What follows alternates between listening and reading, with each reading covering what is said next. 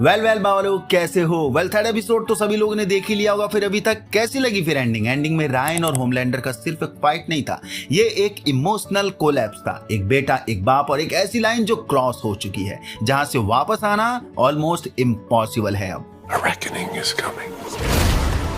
तो चलो सीधा एंडिंग को डिकोड करते हैं, लेकिन सिर्फ क्या हुआ नहीं, क्यों हुआ और अब आगे क्या होने वाला है, ये सब बात करेंगे। रायन का रिटर्न इस एपिसोड में एक सिंपल कमबैक नहीं है, वो एक्चुअली एक मोरल बैटलफील्ड बन चुका है। एक साइड पे होमलैंडर है जो उसे गॉड बनाना चाहता है, और दूसरी साइड पर बुचर जो उसे एक सैक्रिफाइस बनाना चाहता था।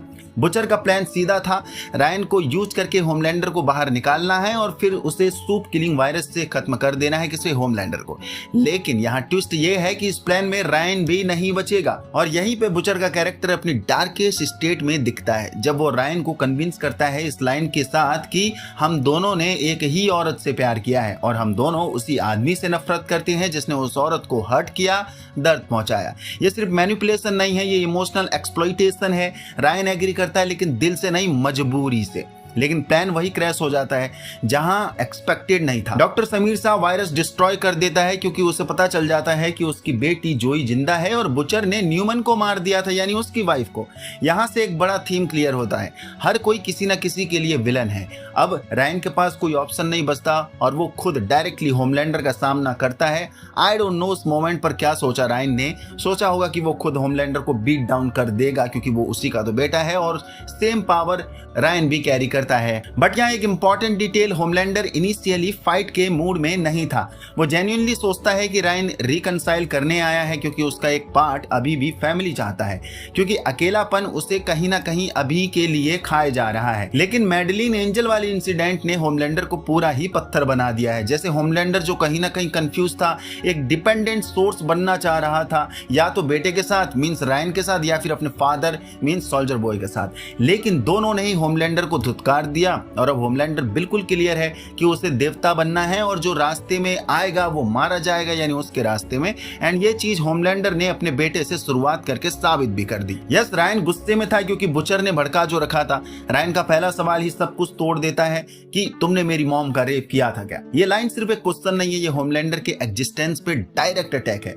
और जब रायन उसका हार्ट बीट एक्सपोज करता है, तुम झूठ बोल रहे हो क्योंकि तुम्हारी हार्ट बीट बढ़ रही है, तब पावर डायनेमिक शिफ्ट होता है। रायन अटैक करता है और शॉकिंगली वो होमलैंडर को ब्लीड भी कर देता है। और ये छोटी सी डिटेल नहीं है, अब तक क्वीन मेव ही यही कर पाई थी। मतलब सिंपल है, रायन पोटेंशियल में ऑलरेडी टॉप टियर है। लेकिन फिर आता है वो मोमेंट जहां से एपिसोड का टोन कंप्लीटली चेंज हो जाता है। होमलैंडर कंट्रोल लूज करता है, और ये सिर्फ गुस्सा नहीं है, ये बिल्डअप है। सोल्जर बॉय के वर्ड्स, लोगों के इंसल्ट्स, और सबसे इंपॉर्टेंट मैडेलिन स्टिलवेल का विजन का वो हेलुसिनेशन, जहां मैडेलिन उससे कहती है कि वो गॉड बनने वाला है, जीसस से कंपेयर करती है, और वो कहती है कि दुनिया को उन लोगों से साफ कर दो जो गलत हैं और जो उस पर यकीन नहीं करते हैं। ये सब सिर्फ साइकोलॉजिकल ब्रेकडाउन नहीं है, ये एक मेसिया कॉम्प्लेक्स एक्टिवेशन है। और जब ये स्टेट ट्रिगर होती है, तब रायन उसके सामने होता है, क्योंकि वही एक बंदा मौजूद था और होमलैंडर को हर उस शर्तों पर चैलेंज कर रहा था जो उसे गॉड बनने से रोक रही थी। ऑल्सो उसके सामने झुक भी नहीं रहा था।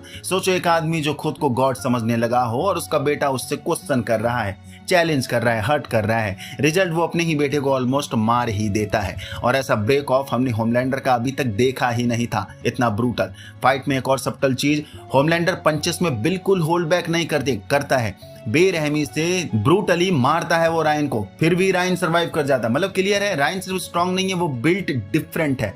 और यहीं से एक ह्यूज थ्योरी बॉर्न होती है, कॉमिक्स में रायन एग्जिस्ट ही नहीं करता। ये एलिमेंट सिर्फ शो मेकर एरिक क्रिप्के ने ही डाल रखा है, लेकिन शो में रायन को इंट्रोड्यूस करके पूरा एंड गेम चेंज कर दिया है मेकर्स ने।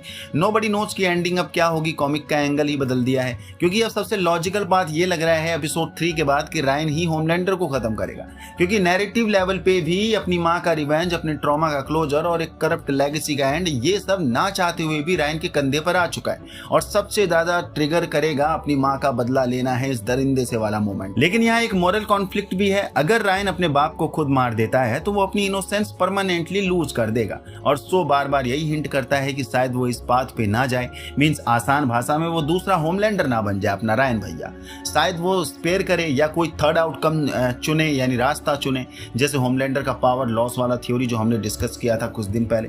अब सबसे बड़ा सवाल, क्या होमलैंडर ने जानबूझकर रायन को जिंदा छोड़ा है? एंड में जब बुचर उसे चेक करता है, एक सेकंड के लिए उसकी ब्रीथिंग दिखाई देती है, क्योंकि अभी तक सोच रहे थे कि रायन शायद मर चुका है। इट मींस ये कि रायन जिंदा है। मेरे हिसाब से होमलैंडर ने जान के नहीं छोड़ा है, बल्कि वो उसे डेड समझकर चला गया था। लेकिन अगर उसे पता चला कि रायन जिंदा है तो उसके लिए ये एक फ्यूचर थ्रेट बन जाएगा डेफिनेटली, क्योंकि अब तो रायन घायल भी बन चुका है, जो कि धुरंधर वाला हमजा अली बन सकता है। ये घायल हूं तभी तो घातक हूं। और यहीं पे टाइटल जस्टिफाई होता है। वो शायद रिग्रेट करेगा कि उसने उस दिन अपने बेटे को जिंदा क्यों छोड़ दिया, यानी खत्म क्यों नहीं किया।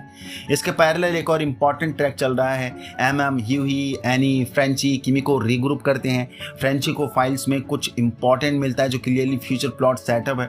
एनी इमोशनली ब्रेक डाउन हो जाती है और ह्यूही से दूर हो जाती है।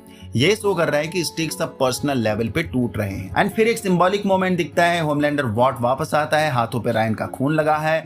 डीप उसे स्टैन एडगार ला के देता है और होमलैंडर उसे हक करता है स्टैन एडगार को। ये नॉर्मल हक नहीं है, ये होमलैंडर की फ्यूचर सेवियर वाला मोमेंट है। और अब एडगार के पास शायद V1 का रास्ता है, यानी इमोर्टैलिटी का, मतलब आगे का आर्क क्लियर है। God complex plus immortality plus no emotional anchor is equal to pure destruction. अब एंड में एक छोटा सा सीन, लेकिन बिलीव मी ये फ्यूचर के लिए मैसिव हो सकता है। मैवरिक ह्यूही पे अटैक करती है, सिंडी आती है और वो उसे एक्सप्लोड कर देती है, यानी मैवरिक को। सबको लगता है ह्यूही मर गया यहाँ पर, एनी टूट गई, एनी भी टूट जाती है जस्ट लाइक अस। लेकिन ट्विस्ट यहाँ ये निकलता है कि ह्यूही जिंदा है, सिंडी ने गलती से मैवरिक को मार दिया था। अब सवाल ये है, सिंडी ने ह्यूही को इनडायरेक्टली क्यों बचा लिया? ये रैंडम नहीं लगता। कॉमिक्स में सिंडी जैसे कैरेक्टर्स अनस्टेबल होते हैं, लेकिन उनका एक सेलेक्टिव मोरालिटी पैटर्न भी होता है। वो ब्लाइंडली इविल नहीं होते हैं। पॉसिबल थ्योरी ये है कि सिंडी ने ह्यूही को कॉन्शियसली टारगेट नहीं किया, या फिर उसने मैवरिक को ही बिगर थ्रेट समझा। लेकिन अगर ये इंटेंशनल था तो इसका मतलब है कि सिंडी फ्यूचर में एक वाइल्ड कार्ड अलाय बन सकती है अपनी द बॉयज ग्रुप की। और अगर ऐसा होता है तो ह्यूही का आर्क भी चेंज हो जाएगा, क्योंकि अब वो सिर्फ विक्टिम नहीं है बल्कि एक सर्वाइवर जिसके अराउंड केओस बैंड होता है। तो ओवरऑल पिक्चर क्या बनती है? अब रायन अलाइव है बट ब्रोकन है, और अब वो और पावरफुल बनने के रास्ते पे है, क्योंकि उसने होमलैंडर की ताकत का अंदाजा भी लगा लिया है इस फाइट से।